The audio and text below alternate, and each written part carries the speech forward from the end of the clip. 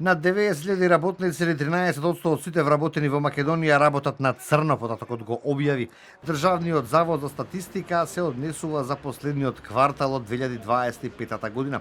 Вкупниот број на вработени изнесува 709.523 граѓани, а невработени се нешто над 90.000 лица. Сепак, официјалните податоци велат дека има намалување на неформалната економија во однос на претходното тромесечие. Учеството на неформалната вработеност се намалува. Неформално вработени лица се 90.293, што е за 10,3% помалку од претходното тримесечие.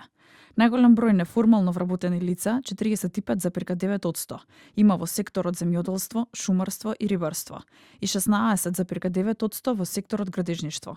За сива економија потребни се двајца, вината е и кај вработените, кои прифаќаат, а уште поголема кај несовесните газди кои ги принудуваат работниците да работат без да им ги платат обврските кон државата. На тој начин оштетен е и работникот, но и државните фондови за пензиско и здравствено осигурување. Луѓето, дел од луѓето кои што се во сивата економија, сметаат дека на тој начин подобро ќе поминат низ системот. Дали да не се плати данок, дали да не се заснова работен однос од некои други тривијални причини.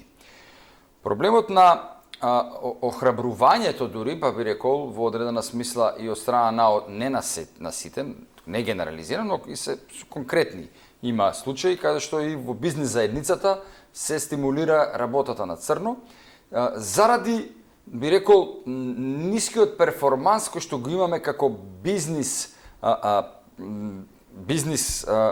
состојба во Македонија. Директорката на УЈП Елена Петрова во гостување на телевизија 24 вели дека редовно вршат инспекциски контроли во секторите кои се препознатливи по сивата економија.